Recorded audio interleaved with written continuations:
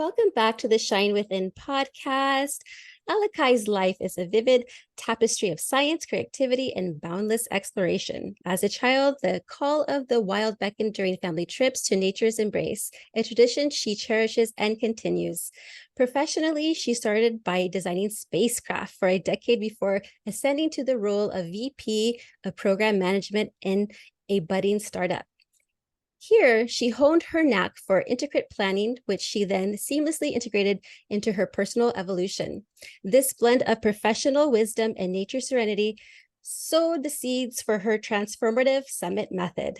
On the creative spectrum, Alaki channels her artistic essence into folk music, both writing and performing. Her artistic endeavors don't end there. She is also a distinguished muralist, journeying in her sprinter camper van, conquering new terrains, whether they're hiking trails, kayaking waters, or challenging climbs. For Alaki, every mountain symbolizes a new story, a unique challenge, and an exhilarating pursuit. Fueled by her passion for reaching celestial heights, Alaki is on a mission to empower others to chase their wildest dreams. Thank you so much for coming onto my show, Alaki. It's so nice to meet you. It is wonderful to meet you as well. I'm excited to be here and just share my story and hopefully, help others along the way in their stories. Absolutely. And it was so cool reading that you were building spacecraft. So my stepdad is an aerospace engineer. And so he has some familiarity when it comes to like engineering. I think it was like those laser helmet things and all this crazy stuff. I think he worked for Lockheed Martin for a long time. And then I also have my husband who is an engineer as well. It's funny because they both have the same name, Victor and Victor.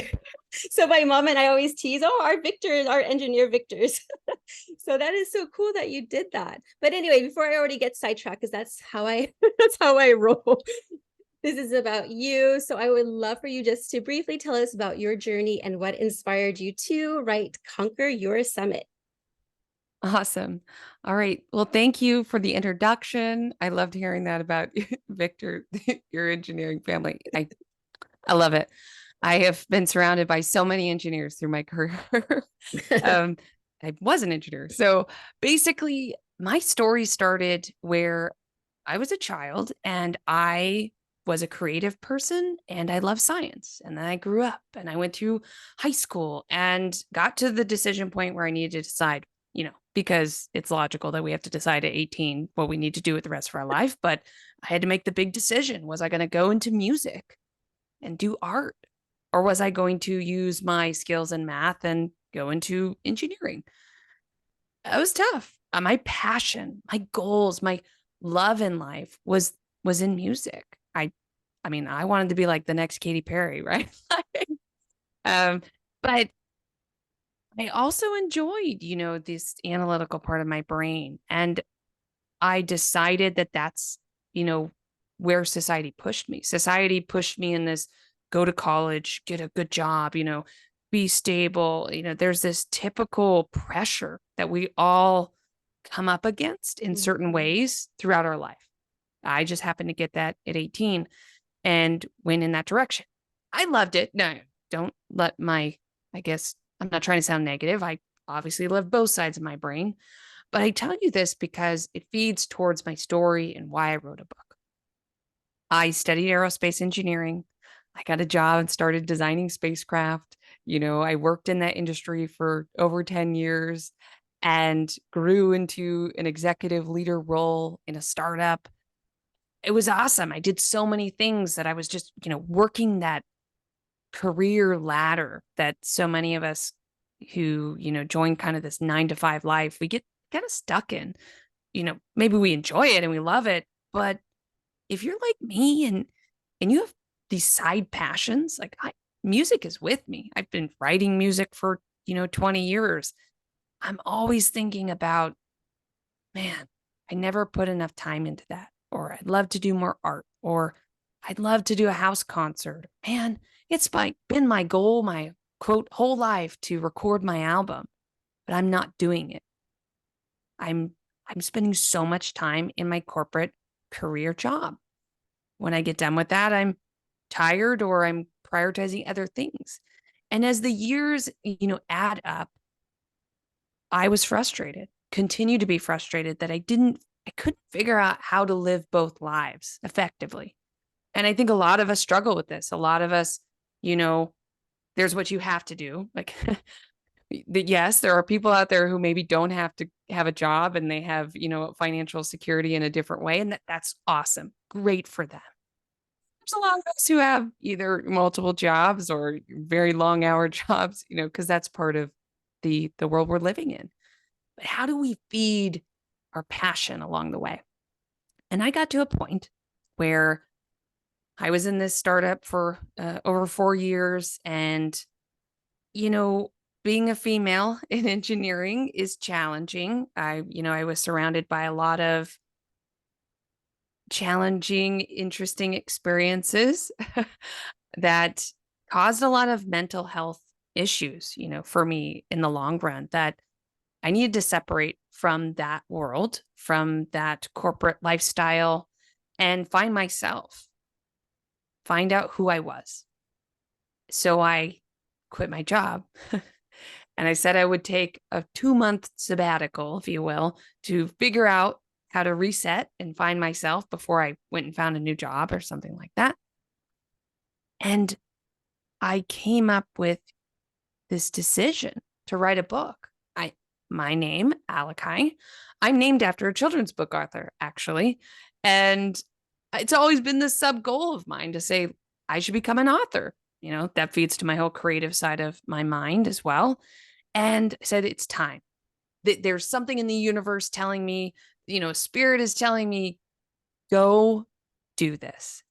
But what? Like, what was I going to write? I all kinds of ideas. And I realized, hey, Aliki, you have this method that you have been building up over the last 10 years. That method is what has driven you. It's what has gotten you through accelerating in your career, through making sure that even maybe it's not as much time as you want, but you are doing music and you are doing art and you are working on prioritizing your family and you're building up, financial education first and then growing and then, try to build. But all of those things were all part of this method I created called the Summit Method. And the Summit Method was something that I knew I needed to share with others. Because if I could get to this point where after 10 years in this one industry, I could figure out how to quit and take time to find myself, it was because I had a plan. It was because I went through this method for 10 years. I wanted to share that with others. How could I help others elevate their life, find their purpose, build a 5-year plan, execute that plan, and just become the best version of themselves? And that is how I found myself to write this book. And then here I am talking to you today, wanting to share the message. And, if I can change one life at a time, then I'm reaching my goal. That is beautiful. And you know what? Congratulations for fulfilling your passion and what you want to do. Aliki is an author, as a children's books author, and now you're writing stories. This is great. And I was just talking to you about how, because in my background, I was an alcoholic for many, many years. And once I decided to become sober, I found a mindset coach. And my mindset coach, what she did is she gave me a goal sheet. She says, okay, you need to write down your goals. Here's your 1-year plan, 5-year plan, 10-year plan. What do you want for within 1 year? And these are the categories of relationships, finances, career, personal growth, and there were some other things in there as well. And I did that. And I remember going through the yearly one, and I was checking off things that I was actually completing. I'm like, check, did that. And it is very important to write everything down. Now, your book actually focuses on the mindset. Now, why do you believe that a positive growth mindset is crucial for strong mental health? Absolutely. So, and I don't only believe that a mindset, is crucial for strong personal growth and beyond. It's so important to me that it is the first entire section and phase of my book, because it is the bedrock of how we build our life. Mindset is so important because you know, maybe this won't blow your mind, but it always blows my mind, which is, do you realize that your mind is really the only thing you have that is yours? No one else in the world. I mean, there might be inventions in the future where we can start reading people's minds, but I don't know if I want to, I don't know if I want that. But, I have thoughts that you don't know. You have thoughts that I'm never going to know. And your mind is this incredible sandbox where we can create anything. I could close my eyes right now and envision, landing on the moon if I wanted to. I could also envision terrible things, right? So you can envision a successful world. You can envision pain and heartbreak, and your mind is this amorphous blob of creation. And that is why it is so incredibly important for us to remember mindset. We take it for granted. We just go through our life. Our mind drives everything. Our brain feeds, how we function. But we forget that that is a sandbox. Again, we can change it.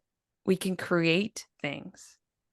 And so when you are going through life and you're either making a 5-year plan, or you're just going through the day, or you're up against, challenges in life, it's so easy for us to not remember that we have a sandbox of creativity in our minds. We have the opportunity to change our mind. You have the opportunity to get out of a negative energy and say, how can I look at this with a positive light? How can I look at this 5-year plan, which I'm like, I can't make a 5-year plan. This is really difficult and stressful, and I don't know what I'm eating for breakfast tomorrow, let alone, what I'm going to do 5 years from now, or a year, or a month. That's a negative mindset. That's it's not providing growth. And so I believe that mindset is so important because it is the fundamentals of how you choose to take a pausing moment and change your life, right? With your mind. You gotta have all the tools there to get the negativity out so you can make for a positive future. It reminds me of that Tears for Fears songs. Welcome to your, okay, I'm not a singer like you. But the one that goes, welcome to your life, there's no turning back. Anyway, I don't know if you're probably too young to remember the No, first of all, I love that song. You're awesome. You're doing great. We're all singing and dancing in our minds right now. So it's all good. Right. Because it's so true what you just said about our mind. It is ours, unless we have telepathy. We really don't know what you're thinking, and I just know what I'm thinking. And what's nice is I can always change my thoughts. I don't always have to believe the thoughts in my head. It could serve us or it could not serve us, and we get to decide which way do we want our minds to work for us. I always want my mind to work in favor for me. So sometimes if it's saying something negative to me, one thing that I do is I just do the opposite. Regardless, if it's like a goal, like say for example, I wanted to wake up at 5 a.m. just to make it to some workout class in the gym. I'm just giving a hypothetical. But then I wake up in the morning and I'm like, I don't want to get out of bed. That mind say, no, sleep. But then I'm like, nope, do the opposite, get up. And then you just feel much better afterward. Absolutely. That's the power of your mind, right? You can change it. It's not easy. I mean, don't get me wrong to everyone listening out there. I'm not pretending like changing your mind is easy. It's a practice. And in my book, which I haven't even mentioned, so I'm an author of a book. It's called Conquer Your Summit: How to Build a 5-Year Plan and Live Your Best Life. And in my book, I talk about this mindset change muscle, and that you have to practice it. You have to practice saying, nope, I'm going to the gym. You have to practice saying, you know what? I'm going to be, positive in this particular scenario. And it's not easy. In fact, sometimes it just doesn't work out. You have a negative experience, or you didn't make it to the gym. But I challenge you to, later in the day, take a moment and say, okay, how do I reflect on that and practice in my brain reliving that scenario differently? Because when you practice what a positive growth mindset would look like, you will then be able to use that when the time comes, and you're transitioned into it being easier to do, which feeds into planning for your life, right? And speaking about planning, what are some of those key planning and execution tools that you actually highlight in your book that can help our listeners live the life they actually envision? Absolutely. So we started with mindset. That was good. Mindset is first phase. Second phase is planning techniques. You need to actually, write down what you want your life plan to be. Because while in the previous statement, our sandbox mind is really awesome and we can create whatever we want. But the problem is our minds are not very accountable. They can change and they forget, and we lose track of time. There's so much that happens in our mind. So what do we have to do? We have to create a physical, written, visual plan to keep our minds in check. So they can't, say, no, sorry, I'm not going to the gym. No, they've got this visual plan in front of themselves that they can't, get around. So to answer your question, the way it works in my book is it's called the summit event. And in your summit event, you follow these key techniques. The first piece, and I'll talk about it high level. I don't, I know we're all listening here, so you're not, wanting to hear step-by-step approach to how to do this. I've got worksheets. I have a companion book. It's all, they're laid out in the book. But you start by looking at your current state. So you got to write down where you are in your personal growth, which is, personal growth is traveling and education and health and spirituality and anything you're passionate about, your dreams. What is you as a person? Because not because of being selfish, but because we are people. If you can't focus on yourself and make sure that you are a solid human being, then you can't expect to serve others well. So just make sure that you do prioritize a bit of your self-love and, personal growth. Then you're going to feed into financial freedom, because unfortunately, the world works around money, and haven't figured out how to change that yet. So we definitely need to make sure we understand our finance situation. Finances usually lead to your career, because career is really what are you doing with your time in exchange for money? And the money goes into your financial plan. Maybe that's a bunch of gig work. Maybe you have a 9 to 5. Maybe I don't know. Everyone's got all kinds of different careers, right? And then you close with deep thoughts in community engagement, community impact. That's your family, your friends, and externally. That's, if you're in a volunteer organization or at church or at work, these are the people in your life who are kind of the external bubble from family and friends, but you interact with them and they matter. And it's important for you to set goals around how you build your entire community and the legacy that comes from that. So those are the 4 pillars that I talk about in my book, and the 4 pillars to planning execution. You have to sit down and say, what is my current state? And there's a form, but it doesn't matter how you do it. I like to get a notebook out and just write it down. You don't have to follow these, intricate steps. The point is look at your current state, even if it's hard. And the reason we talked about mindset and mental tools first is because, there was a point in my life where I had, a lot of debt I was trying to get through. I was, learning about life. I was, young. I didn't know how to build finances. And that's hard. It's hard to look at sometimes. And so we just kind of shove it away, or negative mindset sets in, or, thoughts, overwhelming anxiety comes in. So you have to make sure you take the mental tools and say, no, it's okay. It's okay to look at your current state, love your current state, because you're about to make a plan to make it into your ideal state. So write out your current state. Then you're going to do a mind map. So I talk a lot about mind maps in my book, where I just find it as an easy way to say, Here's a central question.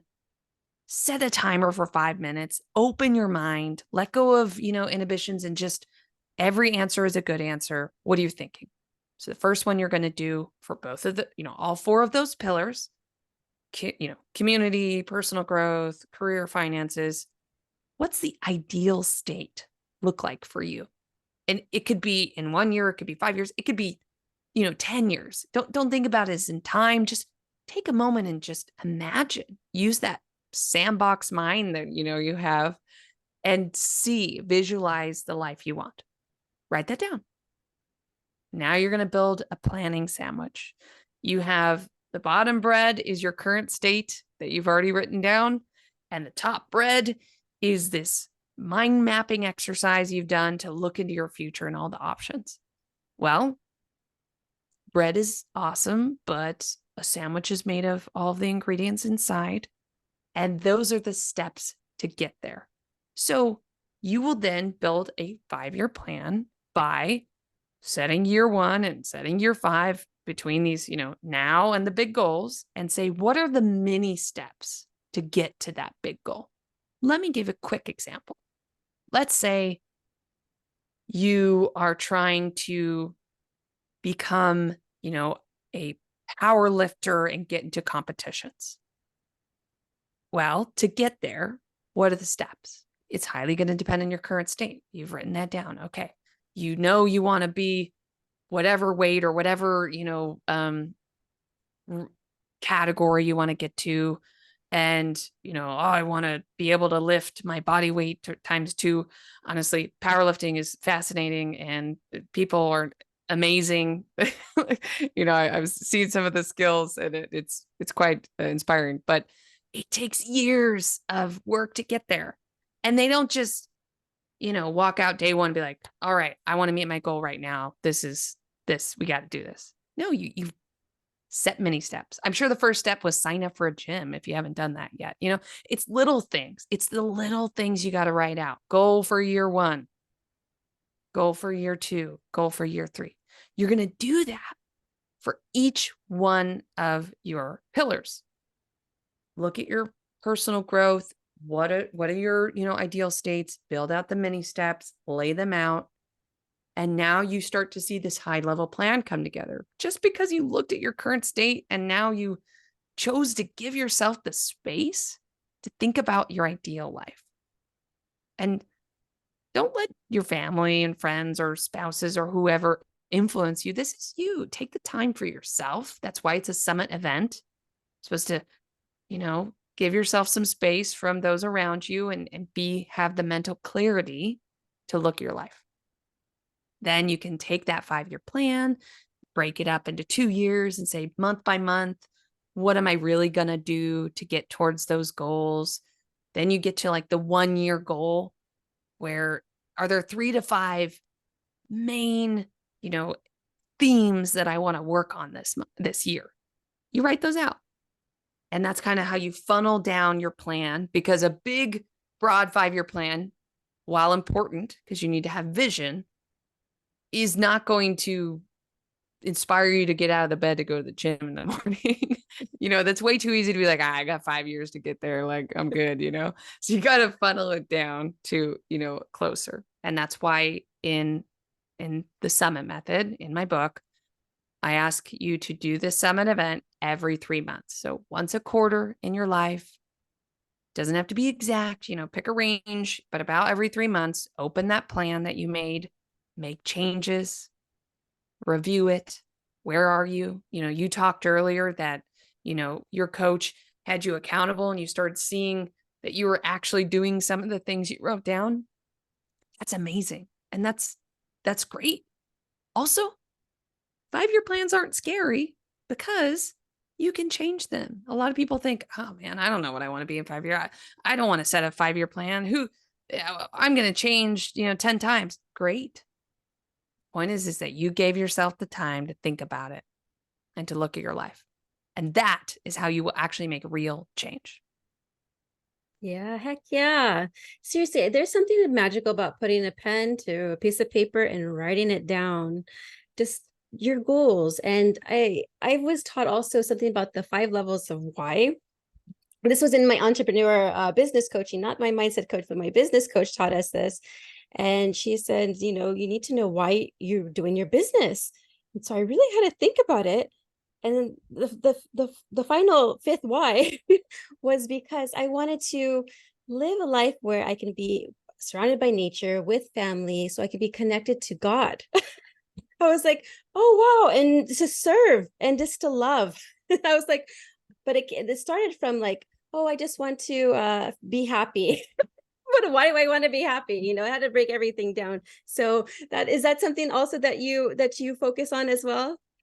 Yeah, I love it. I'm handing the mic over to you. You can talk about sections of my book, and we're good. No, I actually the 5 whys is brilliant, and when going back to mental tools, first chapter of my book is about finding your purpose, because in order to get to a point where you can build a 5-year plan and know where you want to go, you got to get through a lot of hurdles to make those plans. But don't worry, the book gives you all kinds of tools to make it easy.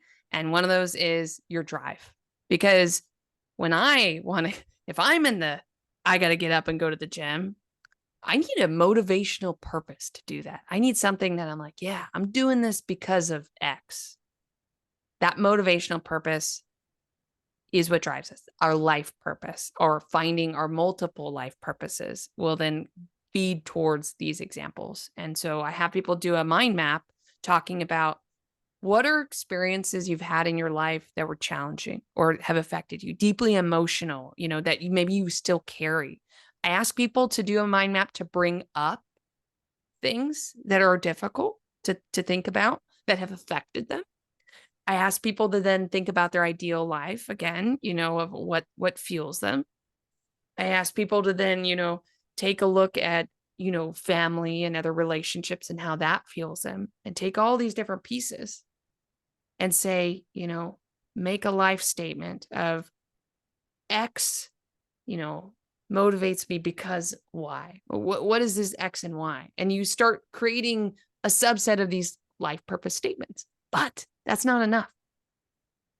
You will take these. So, one of the ones that I came up with is, oh, my life purpose is to help others. Yeah, that sounds good. I'm right. I want to help others. Let's do this.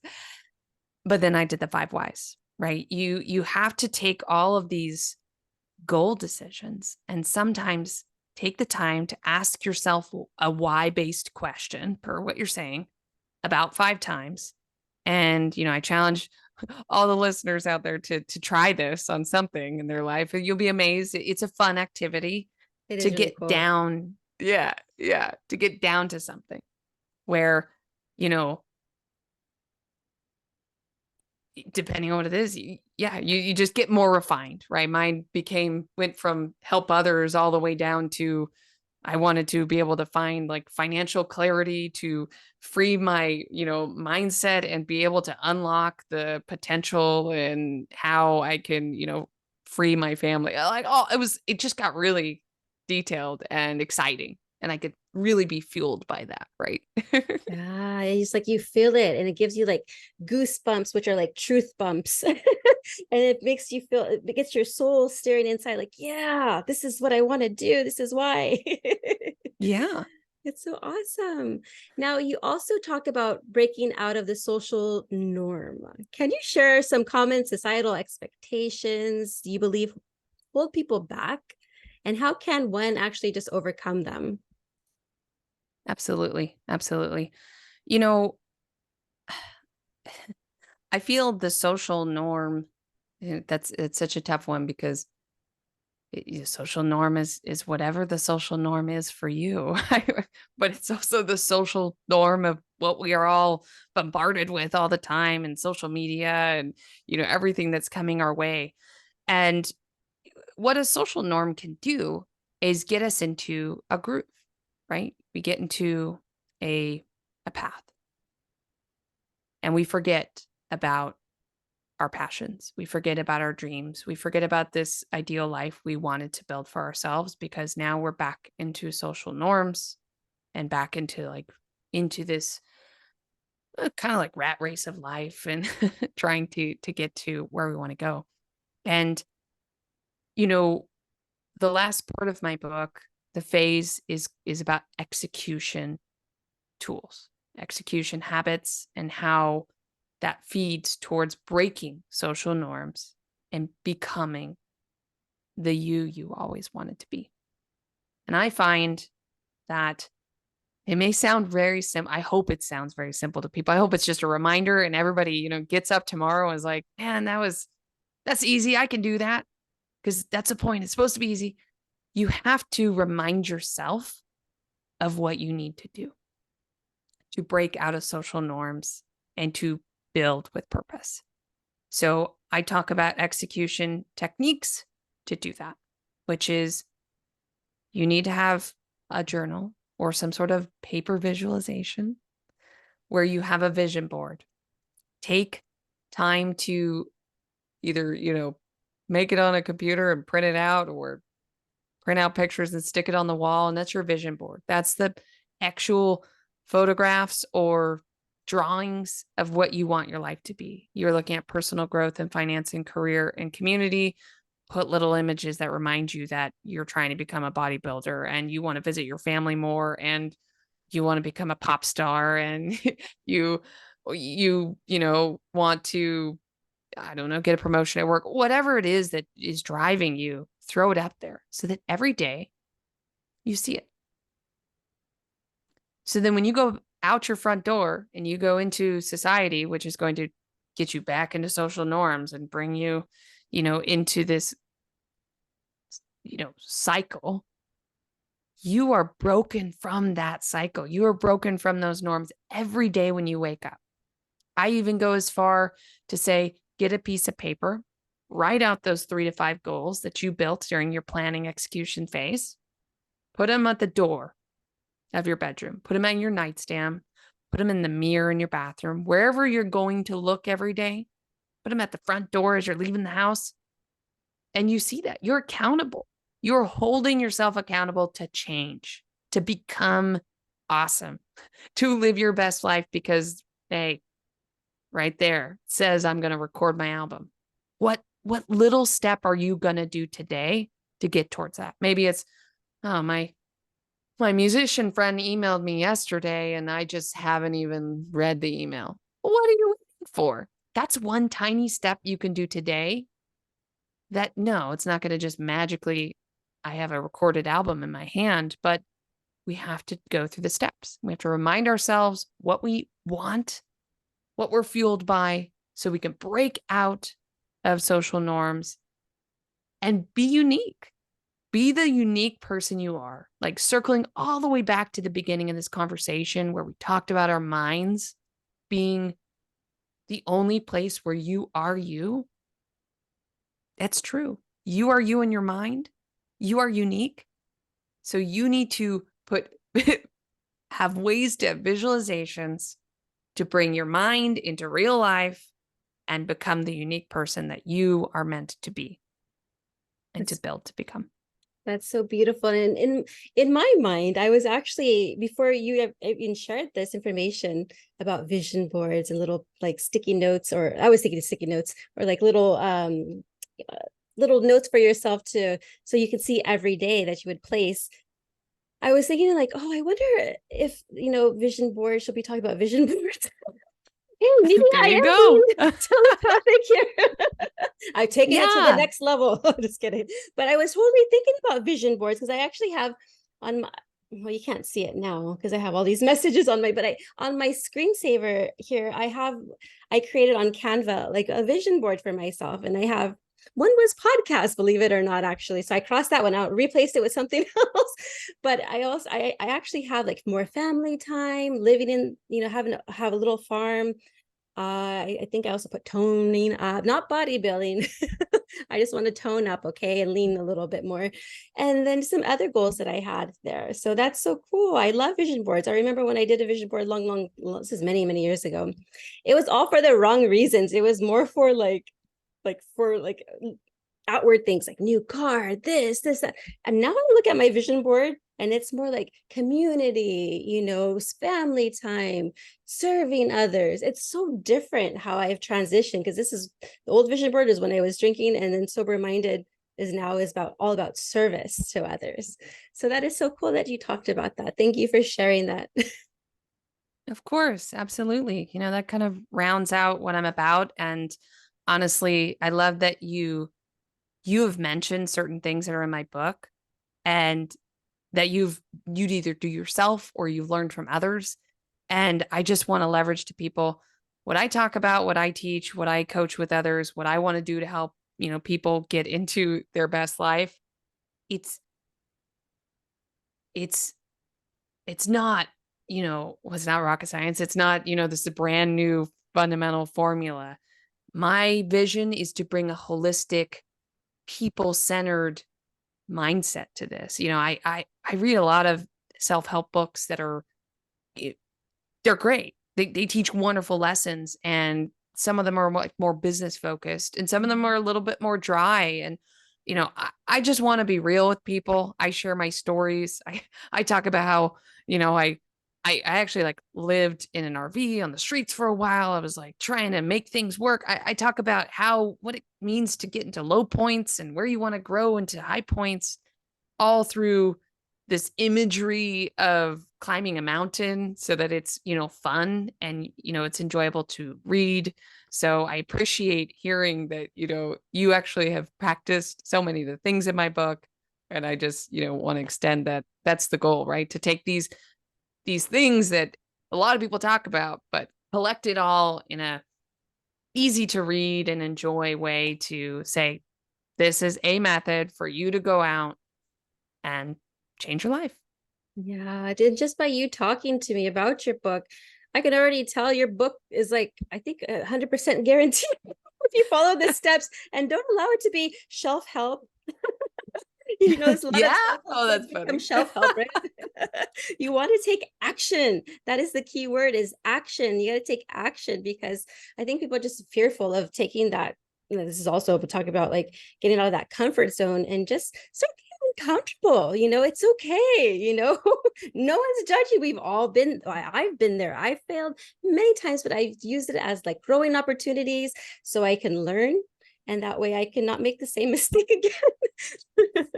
Everything is about growth. Yeah. Yeah. Nothing in my journey was easy. Nothing in most people's journeys is easy. It's about getting up again after maybe you fall down a couple of times, and just remembering to be grateful, thank those around you, remember your community, bring others with you. I actually didn't talk about it, but a fair point of my book is do this with a friend, do this with your spouse. Like, it's one thing to build a plan for yourself, but you should build a plan with those around you, right? Because we're all humans and we want to be in a community and build together. And there's definitely a really strong value point in doing that. Totally. It reminded me about getting knocked down and getting up again, is that Chumbawamba song back in the Yeah. Yes. 90s. I don't know if you know that one too, but I was like, Oh, I oh, that do. reminds me of that. Oh, Absolutely. you're a musician. You should, yeah, you know all the songs. Yes. So before we wrap up, can you just share one actionable step our listeners can take today to make it awesome that yesterday gets jealous? Ooh, that is a good. Oh, it's my favorite quote. Thank you. One actionable step. Honestly, my one actionable step is stop what you're doing right now and just grab a piece of paper, number it 1 to 5, and just write 5 things that you want out of life. I don't care what the theme is, if it's family, community, or financial or career or personal growth, and all of the intricacies that go into personal growth. Just stop right now and write 1 to 5 things that you want out of life, whether it's something tomorrow or something 10 years from now, and just stick it on the wall somewhere in your house. Just try it for me. See what it's like to see something every day. You will be amazed that that constant reminder is what you need to say, you know what? I'm ready to now actually make a plan to do those things because I love seeing this reminder. How can I dive deeper into making it happen? But I challenge everyone to just give yourself a visual cue. I'll leave you with this. If that doesn't sell you enough, when you go to the grocery store and you don't bring a list, what happens? So true. You're gonna probably get what you need, but you're probably also gonna get a lot more than what you need, or you don't go hungry. That's a whole different conversation. And, but you didn't go to the grocery store with any kind of plan other than what's kind of in your head. That's the social norm. That's what you're doing every day. You're leaving your house, kind of just moving through life. But when you go to the grocery store with a list, not only will you get everything you want, hopefully, unless you forget something, which happens all the time for me, but even if I have a list, but you are now probably, you're not going to spend as much, right? Because now you're like, oh, I just need this list. Maybe there's a couple things that bag of popcorn looks really delicious. I'm going to throw that in there. But you have set a plan. You are good, on the cost of the grocery bill, and you're feeling good. You did the task because you made a plan and you had a visual. The visualization is key. So I leave you with, you can think and wish and dream and have passions about everything under the sun in your life. You can be me saying, I want to record my album and tour the country and, share my music with others. But if you don't put visuals in front of you, it I don't want to say it won't happen, but it's just gonna be that much harder. So leave here making one visual for your life. Yes, One I small list of goals. love that. That's so great. Thank you, Alakai. You are amazing. And where can people find your book or connect with you? Absolutely. So my website, which is www.conqueryoursummit.com, that's a place where you can both find the book, contact me, all kinds of stuff is all there on the website. I am also on social media at Aliki Samone Books on Instagram and TikTok, but my book is available on Amazon, Barnes and Noble, anywhere where you might find books on the internet. You should be able to find it. Conquer Your Summit: How to Build a 5-Year Plan and Live Your Best Life. Love it. Love it. Yay. Well, thank you so much for being on my show today. It's been a delight, and thank you for serving others.